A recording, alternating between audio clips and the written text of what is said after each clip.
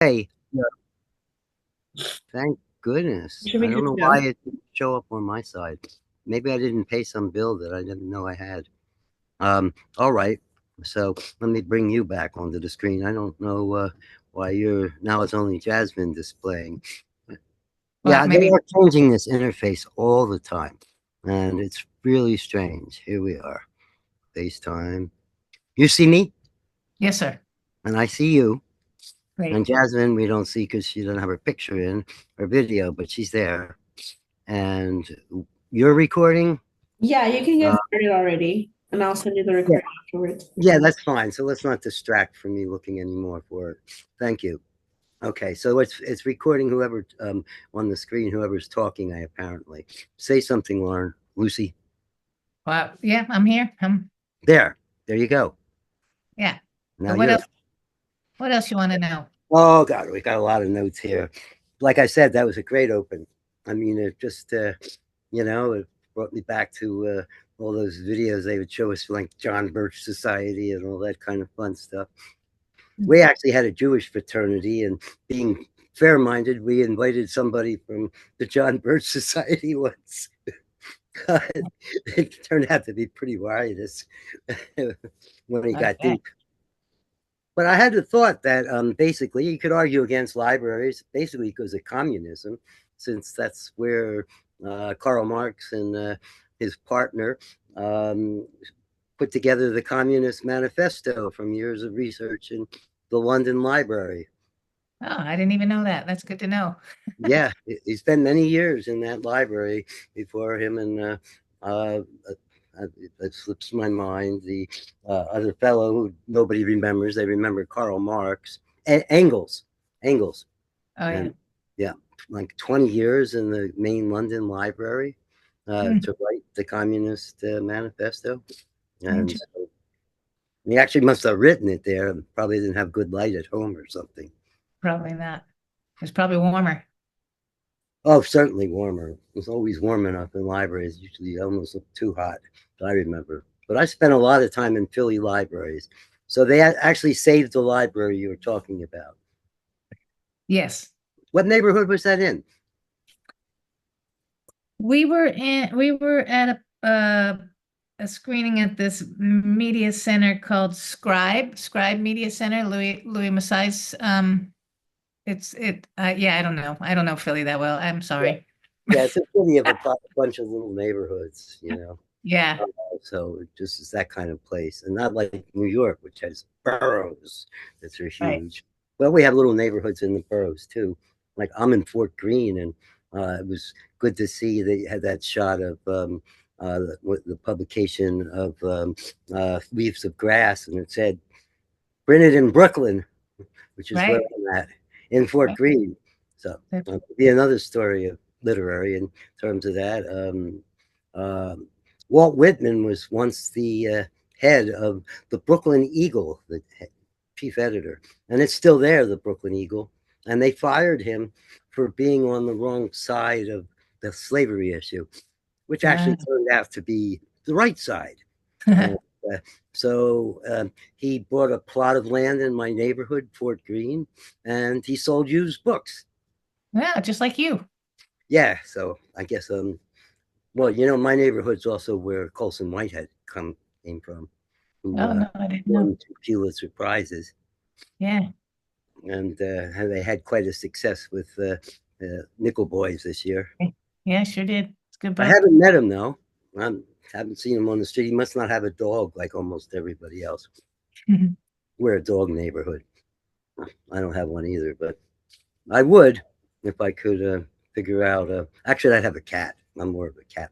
Not that I love dogs, but I would never have a dog in a single, apartment. Just not made for it. So, what got you into doing this film?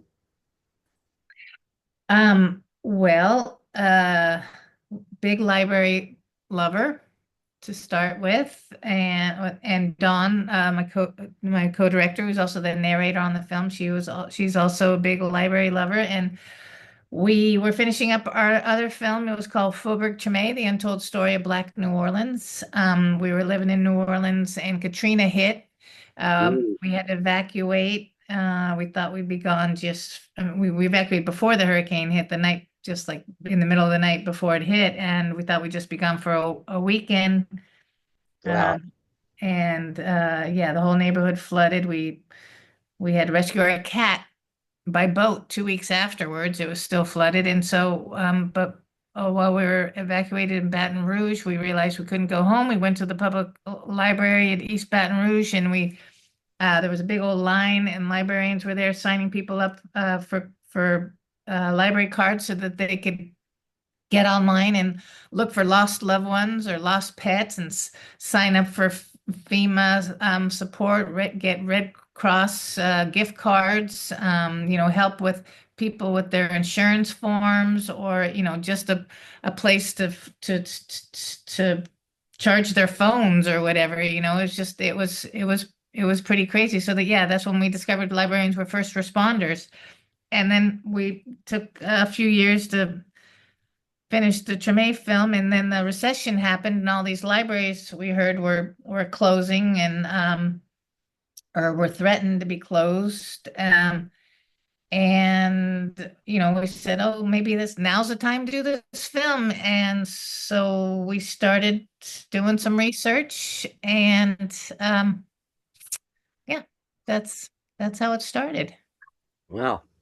That's really, so you basically just realized how much there was into the library that you didn't know before, how much it was a public service.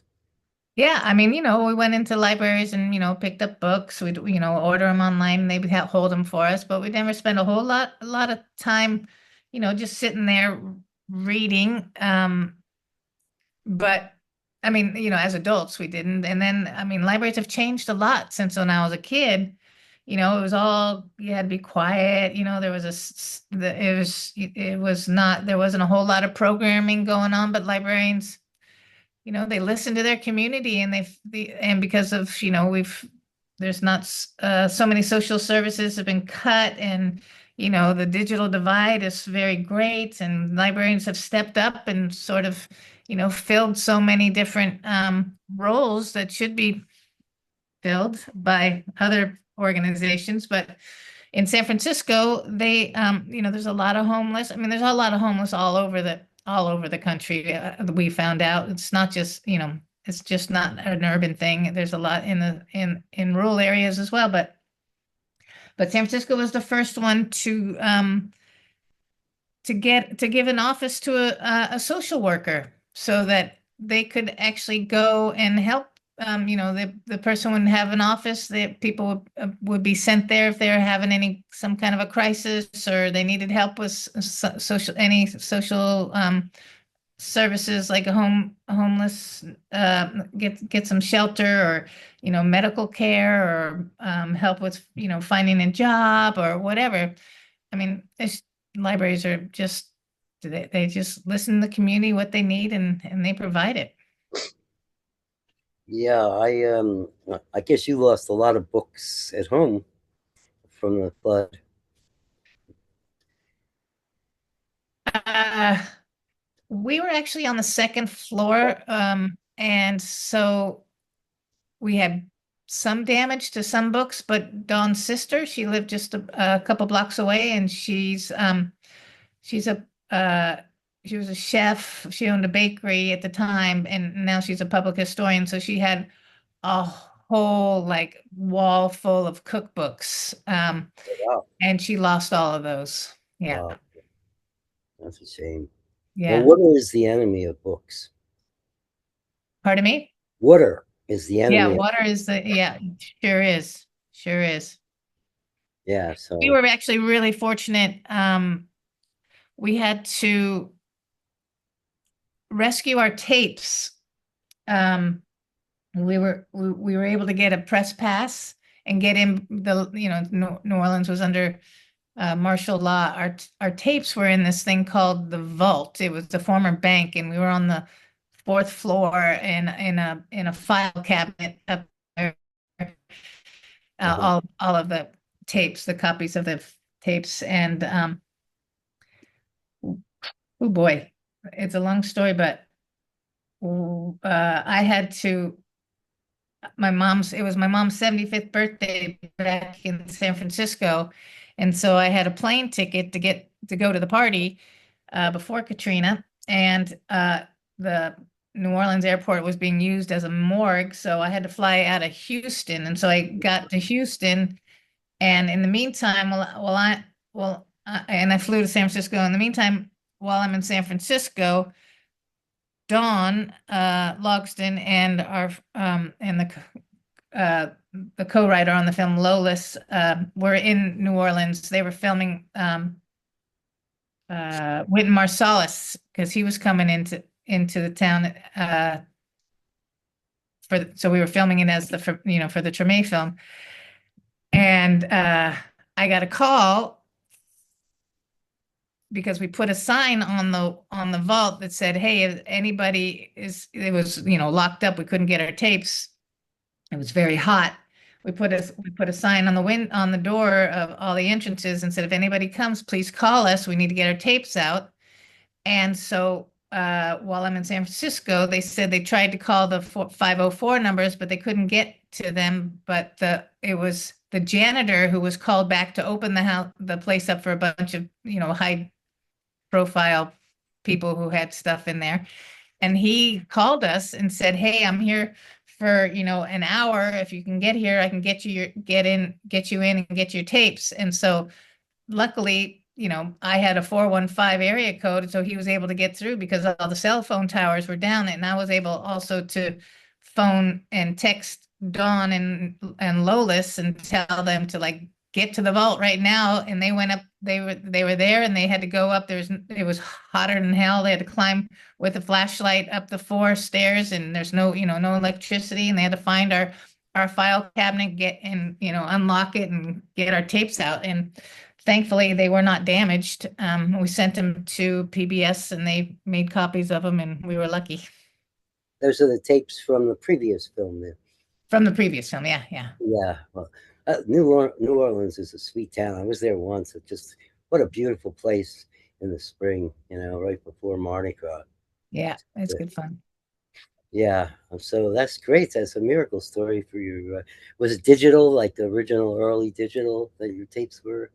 Like they were or... they were beta tapes. It took us a long time to make that film too. So there was a lot of different formats that it went through. But yeah, there was some cam.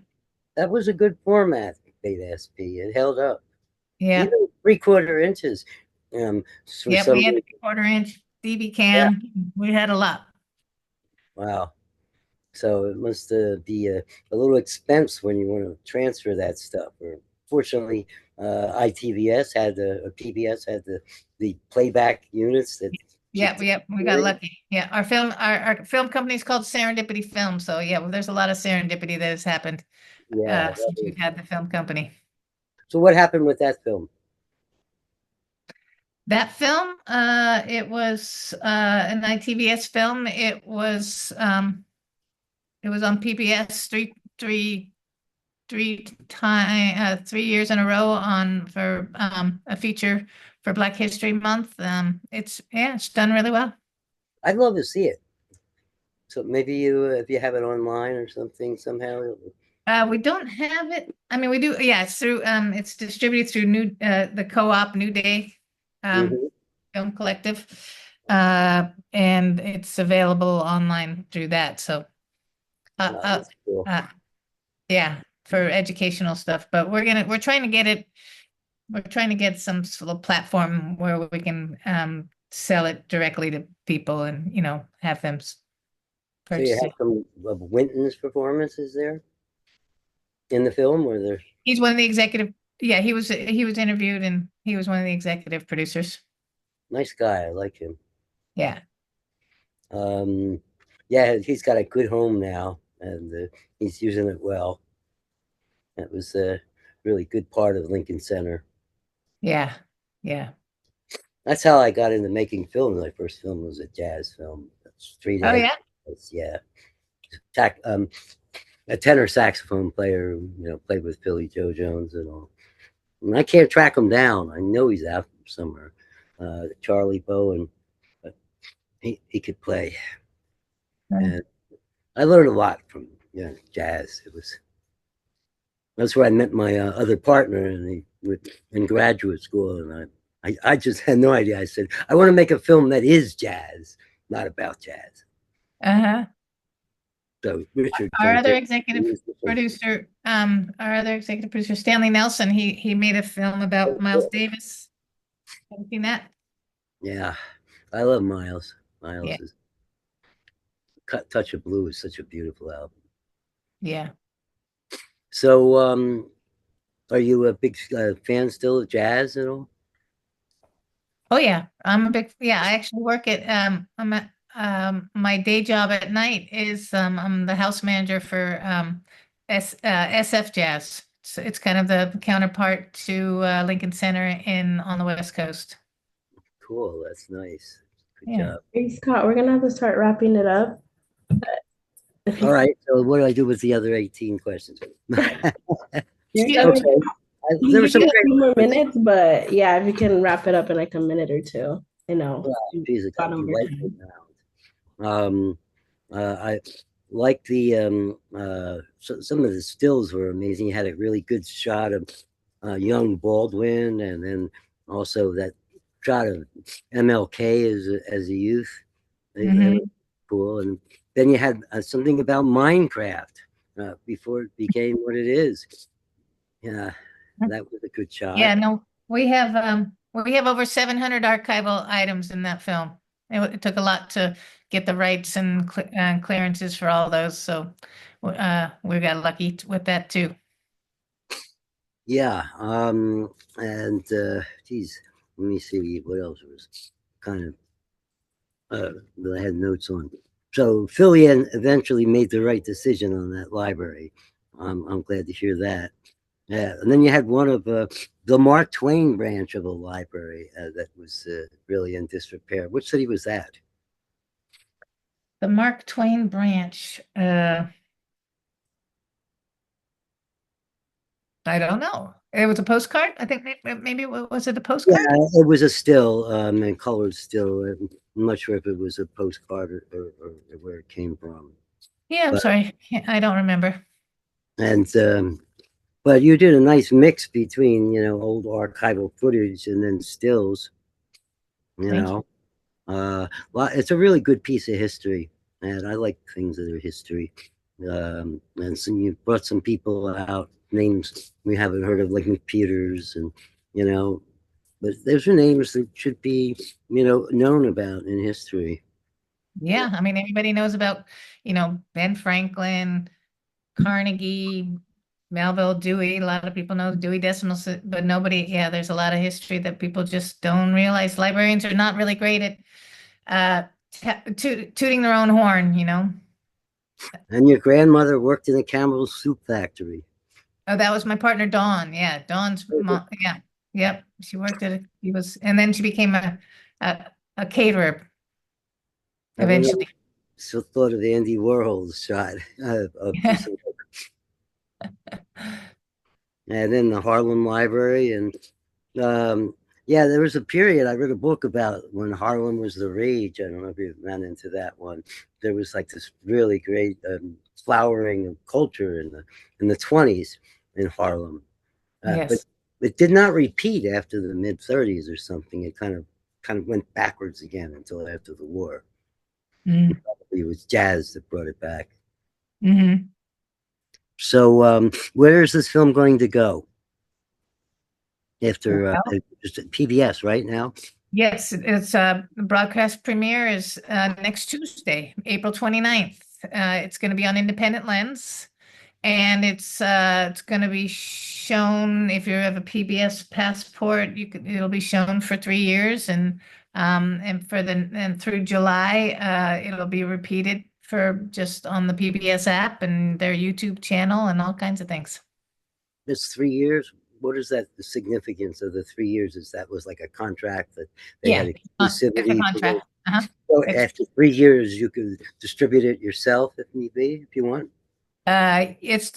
so they just have the US rights. So we can distribute it, US broadcast rights, but we still own educational rights and we still own um uh any foreign rights and home rights.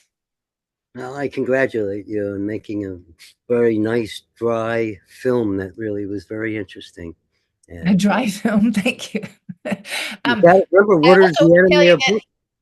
I also want to tell you that it's being shown all over the country. We're part of Independent Lens has this thing called Indie Lens Pop-Up, and they choose a few films through their series to go around to communities around the country to start conversations. And so we had to cut this film is 84, broadcast hour and a half, 84 minutes. Right. And then we had to cut it down to 55 minutes, which was not easy, but we did.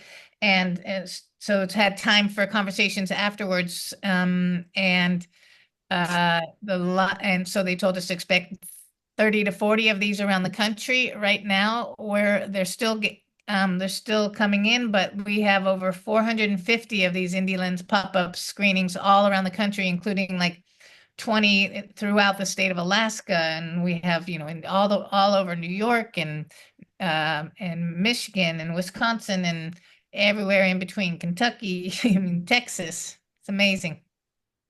Yeah, I mean, so I hope they don't cut too many funds from them being able to do this kind of stuff again. Me too. But it's hopefully this film will get people energized and Then I saw and the appreciate their public yeah, institute. it's very important. I think it's a good piece of history. I like the one shot. Was it Seymour? I'm not sure which state that was. It said they were the home of the hamburger. Yes, that's Seymour, Wisconsin. They claim to be the first people invented the hamburger. Well, they must have also have been the home of the cheeseburger then too in Wisconsin. But yeah, that's right, cheeseheads. Yeah, I mean it must have been, but who knows? Makes sense to me. Throw a piece of cheese Somebody in on it. another state bought their cheese in Wisconsin and invented the cheeseburger in some other state. Something to find out. Yeah, I'll leave that one to you. Congratulations on a very nice, informative film, and this is what documentary is about. Thank you. I appreciate it so much. Thank you, Scott. Thank you, and good luck with everything else, and look forward to following your other films. Appreciate it. And if you'll send us a link when you publish something. Well, yeah, I have to get the recording back from our friend here, Jasmine, and